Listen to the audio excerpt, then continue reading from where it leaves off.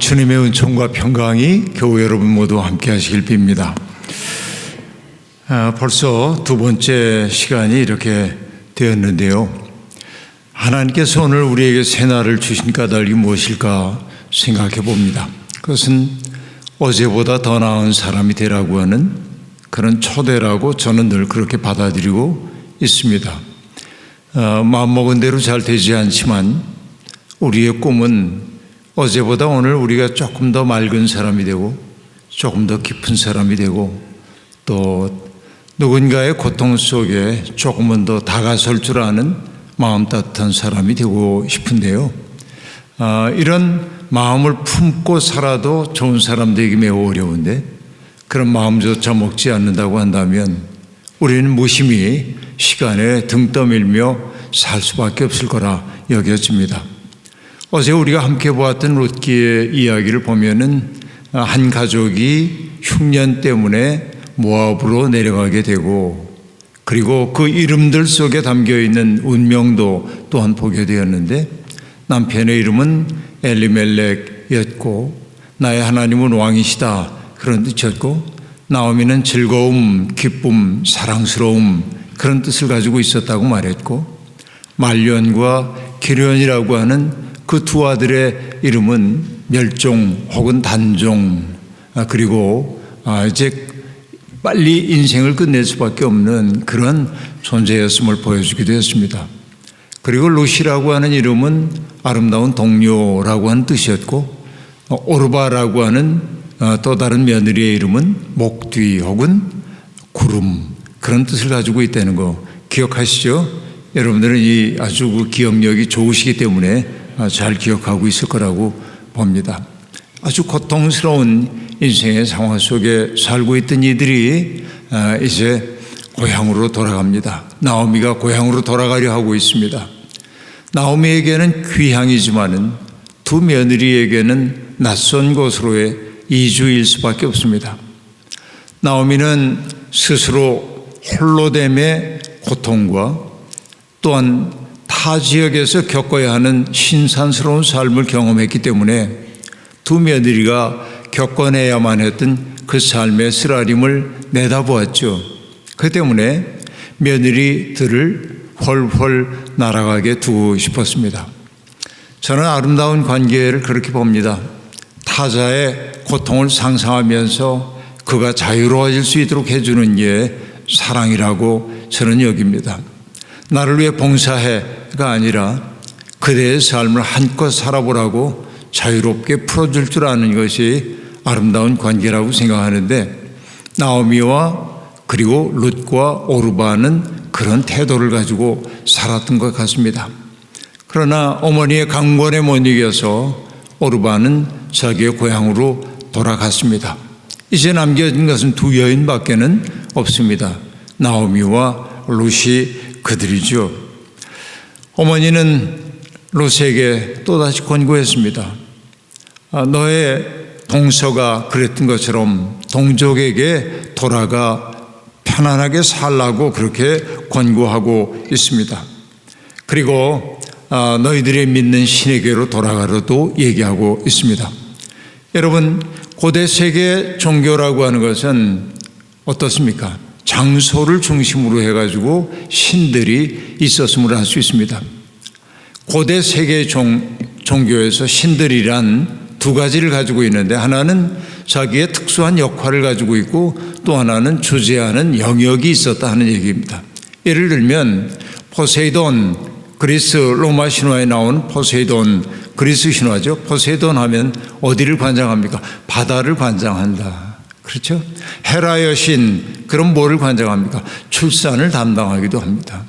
아프로디테, 미를 관장하기도 합니다. 그러니까 특정한 자기들의 주특기를 가지고 있었습니다.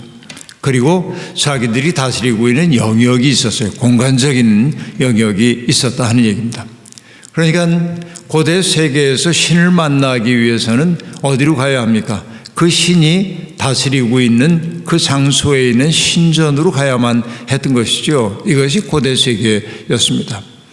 여러분, 중세에도 보면은 우리가 어떤 그 도시 같은 데가 수호신이라고 하는 신들을 모시고 있었습니다. 성인들 가운데 수호 성인들을 두고 있었죠. 그리고 때가 되면 그 성인의 축일이 되면 그 성인의 상을 모시고 마을 한 바퀴를 다 돌았습니다. 왜 돌았을까요? 바로 이 마을이 그 수호 성인이 지켜주는 장소라고 생각했던 거죠. 장소와 밀접한 관계를 가지고 있었습니다. 그러니까 모압 땅을 떠난다고 하는 것은 모압을 다스리고 있었던 그모스 신의 영역을 떠난다고 하는 것을 의미하고, 그것은 종교적인 뿌리로부터 단절됨을 나타내는 것이기도 했습니다. 그러나 롯은 나오미의 그런 간곡한 권고에도 불구하고 단호하게 어머님의 동행이 되겠다고 얘기하고 있습니다. 이 대목이 짤막하지만은 매우 중요한 교차 대꾸법으로 되어 있는데 이렇게 말하고 있습니다. 어머니 곁에서 나를 떠나라고 하지 말아 주십시오. 이게 첫 번째 얘기입니다. 어머니 곁에서 나를 떠나라고 더 이상 말하지 말아 주십시오. 두 번째는 뭐라고 말하냐면 어머니가 머무시는 곳에 나도 머물겠습니다. 자, 떠나지 않겠습니다. 이게 첫 번째고, 두 번째는 뭐냐면 어머니가 머무시는 곳에 나도 머물겠습니다. 그리고 세 번째는 뭐냐면 어머니의 백성이 나의 백성이 될 것이고 어머니의 하나님이 나의 하나님이 될 겁니다 라고 말합니다. 그리고 그 구절을 앞뒤로 해가지고 반대 상황이 나옵니다. 어머니가 죽으시는 곳에 나도 묻힐 것입니다 라고 말하고 있고, 그리고 마지막으로 뭐라고 얘기합니까? 내가 어머니를 떠나면 여호와께서 내게 벌을 내리시기를 원합니다 라고 말합니다. 어머니의 그 고통 속에 들어가기 위해서 나는 나의 운명을 바꾸기로 작정했습니다. 나에게 익숙했던 그 장소를 떠나서 낯선 곳으로 나는 들어가겠습니다. 뿐만 아니라 나는 내 동족을 떠나서 어머니의 백성을 내 백성으로 삼고 어머니가 모시고 있는 하나님을 나의 유일한 하나님으로 삼겠습니다. 롯이 이렇게 이야기를 하고 있습니다. 민족과 종교를 뛰어넘는 그런 깊은 타자에 대한 연민이 이 구절 속에 담겨 있음을 알 수 있습니다. 여러분, 1996년에 이탈리아의 과학자인 자코모 라촐리티라고 하는 팀이 굉장히 중요한 연구를 하나 해내게 되었습니다. 원숭이 실험이었는데요. 원숭이의 뇌에서 운동을 다루고 있는 어떤 뉴런이 분포되어 있는 지역을 사람들이 이제 전극을 꽂고 살펴보기 시작했습니다. 여기 전두피질 부분이었는데요. 여기에다가 전극을 꽂고 실험을 해봤습니다. 원숭이들에게 땅콩을 집게 했어요. 땅콩을 갖다 주고 땅콩을 좋아하나 봐요, 원숭이가. 그러니까 땅콩을 이렇게 집을 때 뇌에 어떤 변화가 나타나는지를 보니까 전두피질에 있는 과학자들이 영역화한 곳에서 F5라고 하는 것이 자극이 되고 있는 것을 보게 되었습니다. 그리고 과학자들은 원숭이가 어떤 광경을 바라보게 해줬는데 과학자들이 접시에 담겨 있는 땅콩을 손에 짚고 먹는 것을 보여주었습니다. 그러자 놀랍게도 뭐냐면 이 원숭이들의 전두피질에 있는 F5 뉴런 영역이 활성화되는 것을 알게 되었습니다. 이것이 뭘 뜻합니까? 아무것도 아닌 것 같지만 매우 중요한 의미를 띠고 있는데, 이게 동물도 그렇고 인간도 그렇고 뭐예요? 누군가의 행동 혹은 생각에 동화된다고 하는 것을 알게 되었습니다. 생각만으로도, 어떤 광경을 보는 것만으로도 내 속에 어떤 뇌의 어떤 영향이 활성화되는 것을 알았기 때문에 그것을 이름하여 뭐라고 그랬냐면 거울 신경세포 그랬어요. 거울을 보는 것처럼 느끼기 때문에 그런 것이죠. 미러 뉴런이라고 얘기를 했던 겁니다.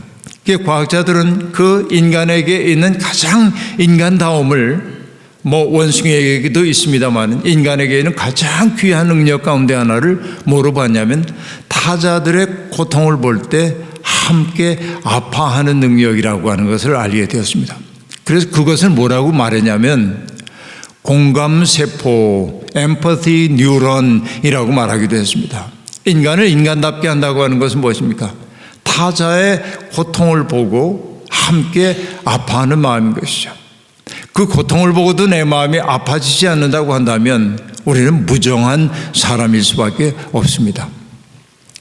여러분, 옛날에 제 선배님이 들려주신 이야기가 떠오르는데요. 60년대 아마 중반쯤이었던 것 같습니다.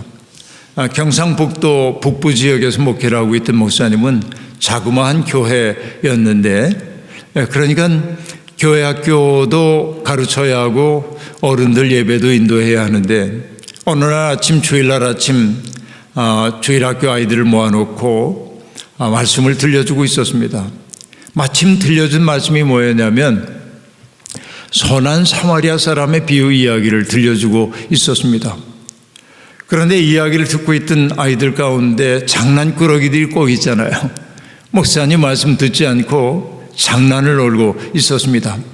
그래서 조의를 환기시키기 위해 그 장난꾸러기의 이름을 이렇게 거명하면서 아무개야, 왜 사마리아 사람이 그 강도 만난 사람을 도와줬지? 그렇게 물었습니다.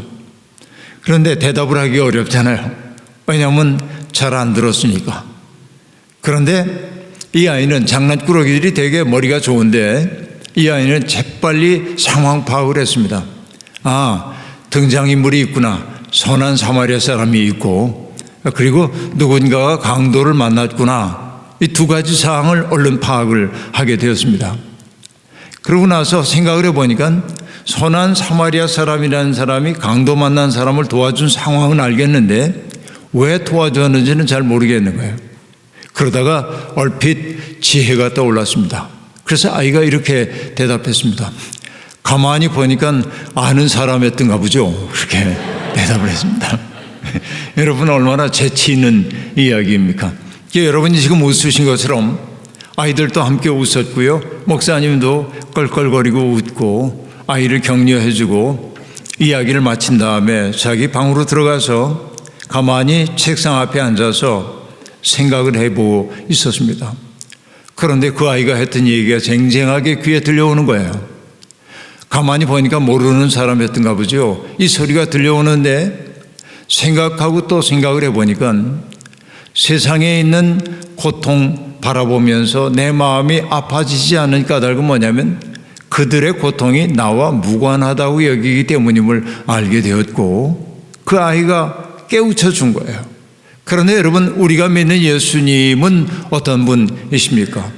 예수님은 그야말로 세상의 모든 고통받는 사람들을 바라볼 때 그들의 고통을 그대로 느끼는 분이었단 말이죠. 그렇죠.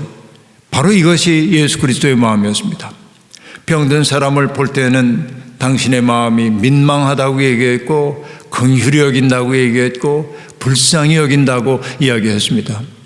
이때 긍휼히 여기다라고 하는 이 뜻은요, 그냥 안 됐네 이 정도의 감정이 아닙니다.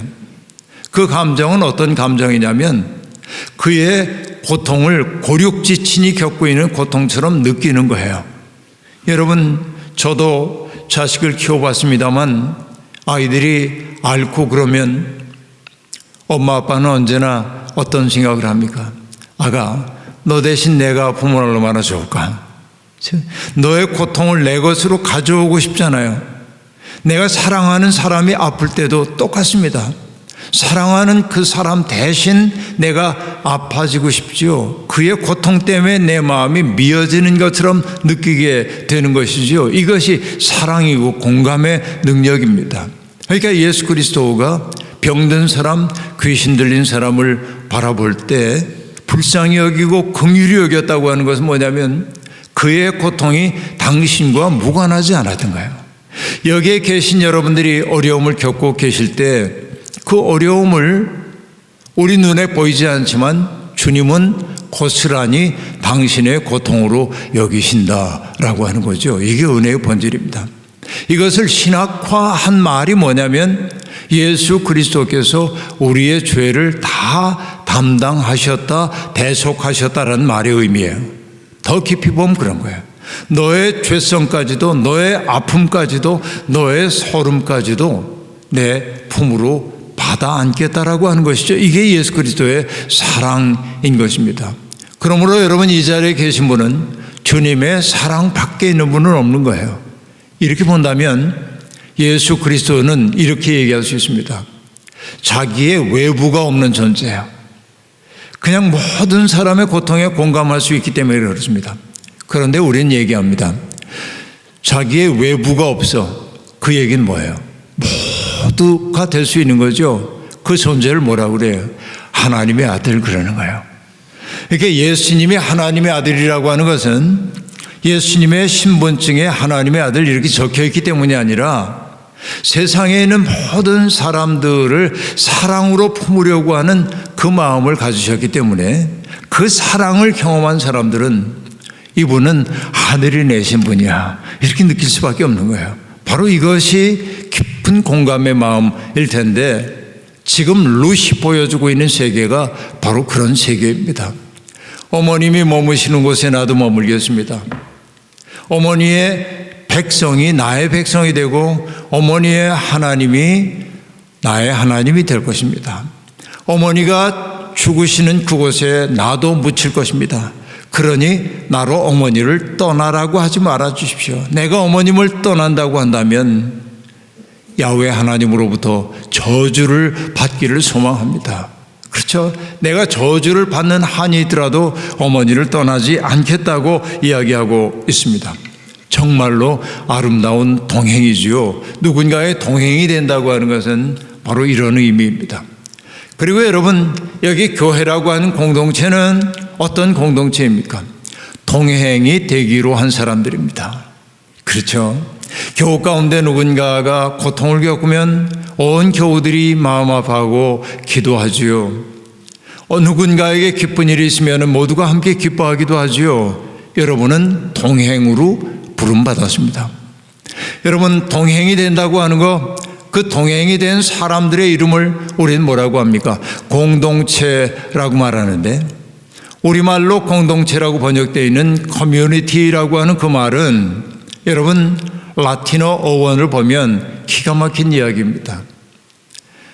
come이라고 하는 말은 together, 함께라고 하는 뜻입니다. 그리고 뮤니티라고 얘기하고 있는 모누스, 라틴어 모누스는 선물이라고 하는 뜻입니다. 어떤 의미냐면 서로가 서로에게 선물이 된 사람들이 바로 공동체의 구성원들이라 하는 이야기입니다.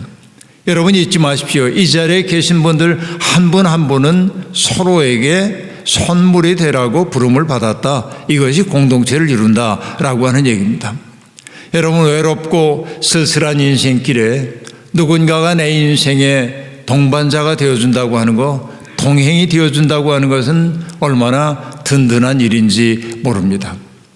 여러분, 저는 미국 땅에 아는 분이 그렇게 많지 않지만 가만히 생각을 해보면 목사님들 생각해 보면 산호세 지역에 있는 권혁인 목사님, 제가 서울에서 산호세 생각할 때 떠올리는 분 우리 권 목사님 떠올리잖아요. 그리고 멀리서 생각합니다. 우리는 아름다운 동행이지. 그렇죠? 왜냐하면 진리의 길을 함께 가고 있죠. 공간적으로는 떨어져 있다고 해도. 그리고 여러분 또 어딘가를 떠올리면 그곳에 있는 아름다운 동행을 생각하면 때때로 외롭다가도 내가 힘을 얻게 되죠. 그러니까 마음속에 떠올리며 안심이 되는 그 사람들이야말로 서로에게 동행이 되어준 사람이고, 어제 표현대로 얘기하면 서로에게 고향이 되어준 사람이라 이렇게 얘기할 수 있겠습니다. 꽤 오래전입니다마는 제 선배 목사님이 회갑을 맞이했을 때 1942년생이니까 오래전이긴 하네요. 회갑을 맞이했을 때 그 회갑을 기념한 그 출판 기념회를 하게 되었습니다. 그때 친구분 몇 분이 그 자리에 이렇게 가 있다가 자기들이 함께 걸어왔던 20살부터 60이 넘을 때까지 함께 지내왔던 40년의 세월을 가만히 떠올려 본 거예요.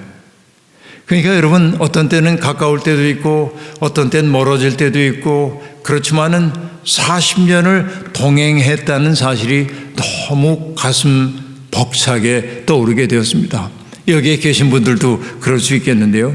그 자리에 앉아가지고 친구분이 시를 하나 썼습니다. 동행의 법칙이라는 거예요. 현장에서 즉석에서 쓴 시입니다.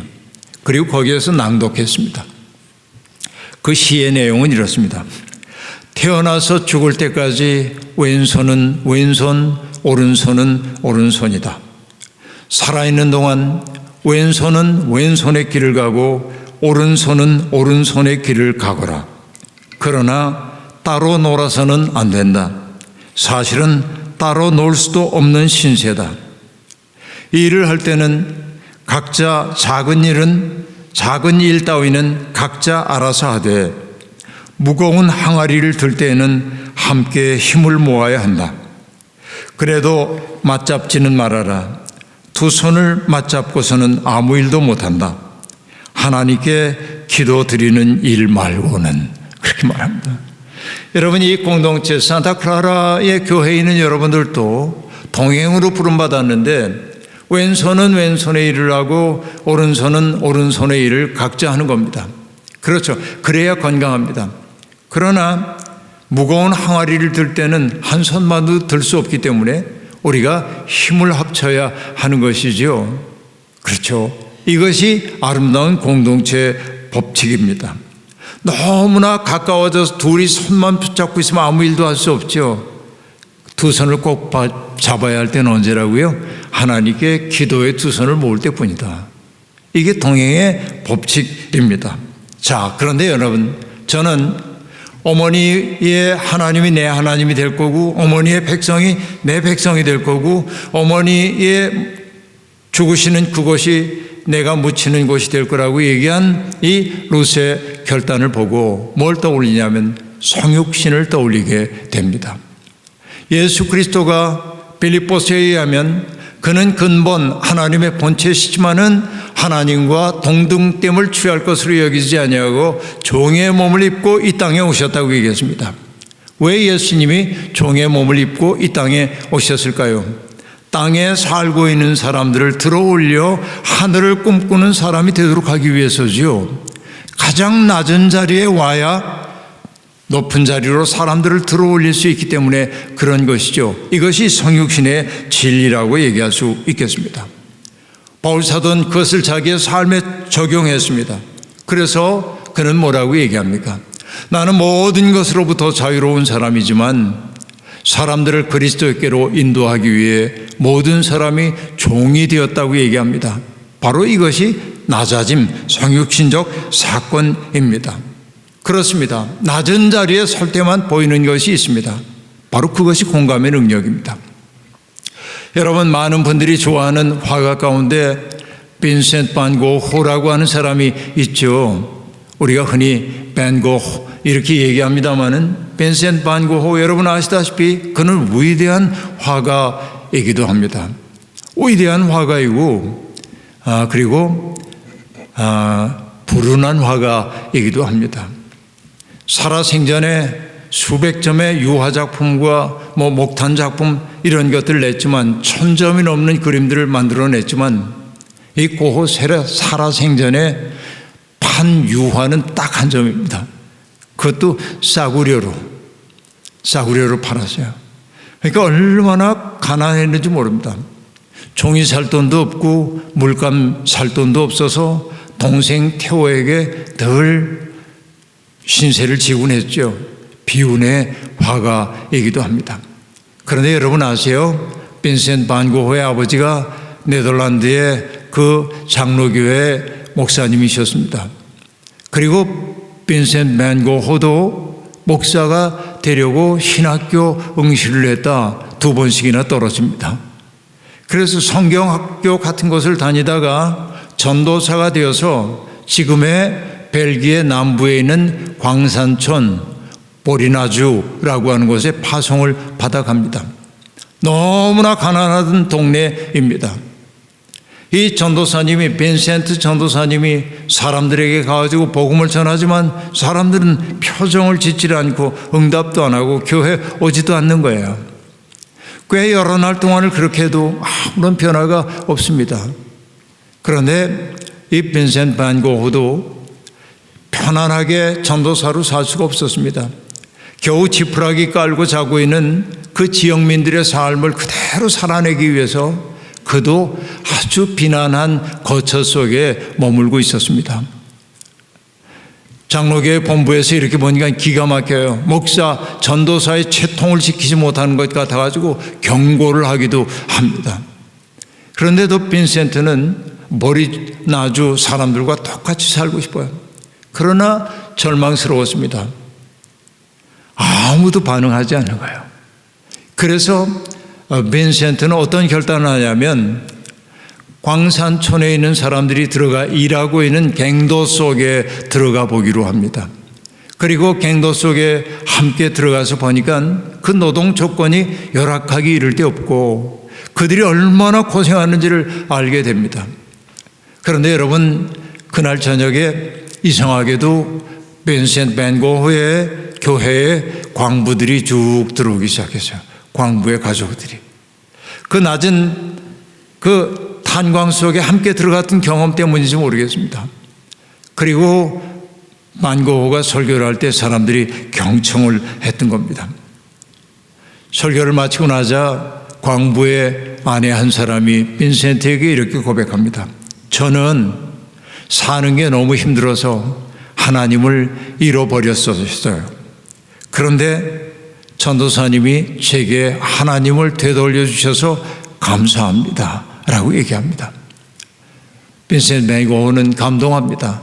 그리고 집으로 돌아가서 거울 앞에 섰는데 자기 얼굴에 탄가루가 잔뜩 묻어 있다는 사실을 알게 되었습니다. 그리고 빈센트 반 고흐는 이렇게 얘기합니다. 이것 때문에 사람들이 나를 받아들인 거야. 마침내 나도 그들과 같은 사람이 된 거야. 여러분 보십시오. 전도사라고 말쑥한 옷을 입고 넥타이를 매고 탄광촌에서 했다고 한다면, 그렇죠? 받아들이지 않았을 겁니다. 그러나 그들의 삶의 자리까지 쑥 내려가게 되자 사람들이 그를 받아들이기 시작했음을 알 수 있는 것이죠. 바로 롯의 삶이 그러한 삶이었어요. 예수 그리스도의 존재임을 보여주었던 것이죠. 롯이 그렇게 단호하게 이야기하자 나오미는 그 현실을 받아들입니다. 그래서 말하기를 그치니라 하고 말합니다. 그리고 마침내 베들레헴으로 돌아가는 귀향길에 오르게 됩니다. 어제도 여러분께 말씀드렸지만은 여러분, 이 나오미와 롯이라고 하는 시어머니와 며느리가 이 베들레헴을 향해 갈 때 그들이 어떤 이야기를 나누는지, 그들이 미래에 대한 어떤 전망을 이야기했는지, 그들의 심정이 어떠했는지를 말하는 대목은 하나도 등장하지 않습니다. 이게 어제 제가 말씀드렸던 것처럼 원근법적인 깊이를 만들고 있다고 얘기를 했는데요. 생각해 보면 때때로 말하지 않는 것이 말하는 것보다 더 많은 말을 할 때가 있습니다. 그렇죠? 인간의 말이라고 하는 게 많은 것을 전달하기도 하지만은 전달 못할 때도 있어요. 때때로 말하지 않는 게 더 많은 말을 전달하기도 합니다. 여러분, 옛날에 전원일기라고 하는 드라마가 있었죠. 그런데 여러분, 전원일기에서 옛날에 봤던 한 장면을 제가 잊을 수 없는 장면이 하나 있습니다. 회장댁에서 최불암 씨가 연기했던 회장댁에서 뭔지 즐거운 잔치가 열립니다. 마을 사람들이 다 와가지고 음식을 나누고 깔깔거리고 웃고 그러는데 그 자리에 반드시 있어야 할 일용엄니가 없어요. 일용엄니 아시죠? 일용엄니가 그 자리에 없어요. 그런데 회장 부인은 일용엄니가 그 자리에 없다는 사실을 알아차립니다. 다른 사람들은 알아차리지 못해요. 그런데 이 회장 부인이 슬그머니 자리에서 일어나면서 에이그 참 그러면서 나와요. 아주 자연스럽게 나옵니다. 그리고 이렇게 고삿길을 돌아가지고 일용이네 집에 가요. 그리고 뱃도루에 벗어놓은 신발이 있는데 거기로 쓱 올라가면서 일용엄니 있어? 그러고 들어가요. 와게. 그러니까 일용엄니가 자리에 이렇게 들어놓여 있는 거예요. 이불을 뒤집어 쓰고. 왜? 일용이 때문에 속상했어. 무슨 일 때문인지 잘 모르겠는데 일용이 때문에 속상했어요. 그래서 잔치에 갈 마음도 없고 들어놓여 있는 겁니다. 회장 부인이 들어가니까 일용엄니가 슬그머니 일어나 앉아요. 표정이 없어요. 대화할 생각도 없어요. 그때 회장 부인이 일용의 엄마 무릎에 손을 이렇게 대면서 뭐라고 말하냐면 그 마음 내가 알아. 그래요. 그 마음 내가 알아. 그러자 일용 엄마의 마음이 녹아져요. 근데 그 마음 내가 알아 라고 하는 이 말을 딱 드라마를 통해 보는 순간 저는 목회의 본질이 뭔지를 알았어. 설교 잘하는 게 목회가 아니야. 어떻게 보면 여러분, 제가 신학교를 가게 된 것도 어떤 목사님 때문에 은혜를 받아서 그런데 그 목사님의 설교가 아니라 삶 때문에 제가 은혜를 받았어요. 그게 여러분, 그 목사님 흉을 보자면 돌아가셨습니까? 제가 농담처럼 얘기합니다. 그 목사님은 세계 설교 못하기 대회 나가면 3등 안에 드셔요. 그런데 그 목사님에게 제가 은혜를 받고 신학교를 갔어요. 그게 뭐냐면 결국 뭐냐? 그 마음 내가 알아. 하나도 다른 말 하지 않아요. 그냥 그거 하나로 된 거예요. 이게 뭡니까? 사람은 공감해 주는 사람이 있으면 살 수 있는 거예요. 공감해 주는 것은 뭐예요? 누군가에게 설당이 되어주는 거예요. 누군가에게 비빌 언덕이 되어주는 거예요. 그러니까 이 두 여인 사이에 한마디 말이 없는데 뭔가 그들의 마음속에 착잡하게 얽혀있는 심정 같은 것들이 있지만은 성서 기자는 그것을 과감하게 생략하고 있습니다. 두 사람이 마침내 베들레헴에 가자 베들레헴 온 성이 그들로 말미암아 떠들며 이르기를 이가 나오미가 아니냐라고 말하는 거예요. 온 성읍이 이 두 여인의 베들레헴에 들어오는 그 모습을 보고 아주 기뻐하는 것을 보여주는 거예요. 이가 나오미가 아니야? 오랜 세월이 지나 돌아오고 있는 나오미를 바라보면서 고향을 떠났던 나오미가 돌아왔네 하고 얘기합니다. 자기의 이름을 불러주는 이방 사람들이 아니라 고향 사람이 내 이름을 지금 불러주고 있는 거예요. 그러자 나오미의 마음속에 있는 그 얼음덩이 같은 서러움이 터져 나옵니다. 그래서 얘기하죠. 나를 나오미라 부르지 말고 나를 마라라 불러달라고 얘기합니다. 어제도 얘기했죠. 나오미는 즐거움, 기쁨, 사랑스러움 그런 뜻이지만 자기는 자기의 이름을 배반당한 사람이 된 거예요. 즐거움도 없고 기쁨도 없고 사랑스러움도 없는 존재가 되었어요. 자기의 인생 돌아보면 쓰디쓴 것밖에 없어요. 그러니까 고향 사람들이 반겨주는 고향 사람을 바라보는 순간 자기 마음속에 있는 서러움이 터져나오고 나를 나오미가 아니라 마라라고 쓰다고 불러달라고 얘기합니다.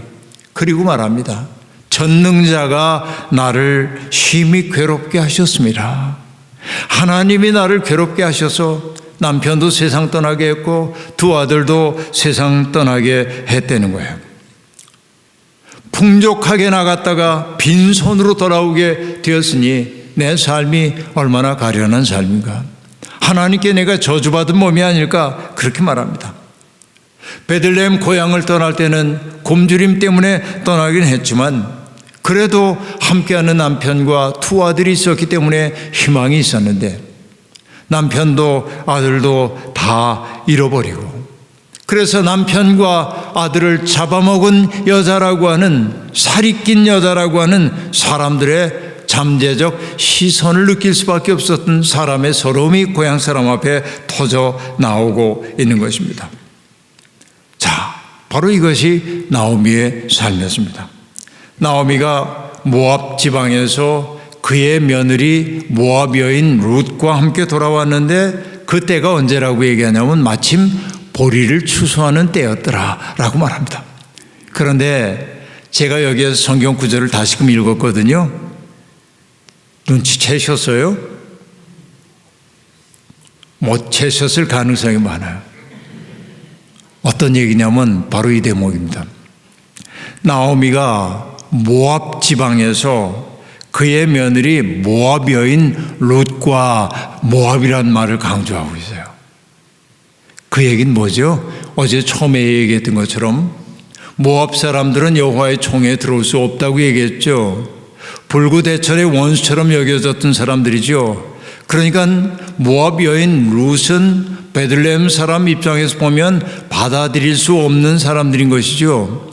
그런데 우리가 오늘 저녁과 내일 보겠습니다만 바로 그 룻이야말로 메시아 가문의 어머니가 되죠. 그것을 역설적으로 강조하기 위해 모압 지방에 살던 사람, 모압 여인, 이게 강조되고 있음을 알 수 있습니다. 그런데 천대하던 하나님의 저주받은 자로 여겼던 그 모압 여인이 가장 아름다운 인간의 본을 보이고 있어요. 고통받는 사람의 삶 속으로 그대로 들어가는 거예요. 누군가의 동료가 되려고 하는 거예요. 룻기가 보여주는 것은 무엇입니까? 민족이 중요한 것도 아니고 종교가 중요한 것도 아니고 그것을 넘어서서 타자의 고통에 공감할 수 있는 사람이 하나님 보시기에는 아름다운 사람이다 라는 걸 보여주는 거예요. 이것이 룻기가 오늘 읽었던 이 대목이 보여주고 있는 매우 중요한 것이라고 볼 수 있습니다. 여러분, 독일의 신학자인 한스 퀭이라는 사람이 있는데 이 한스 퀭이라는 사람이 왜 그리스도인인가 그런 책을 쓴 적이 있습니다. 독일 말로는 크리스트자인이란 말인데 굉장히 두터운 책입니다. 그런데 그 책의 첫머리에 질문을 해요. 왜 우리는 하필이면 기독교인인가? 왜 우리는 하필이면 기독교인인가? 다른 종교인도 아니고.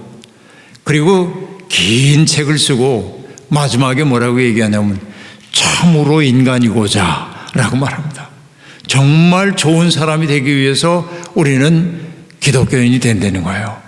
그러니까 이 룻기가 강조하고 있는 것은 뭐냐?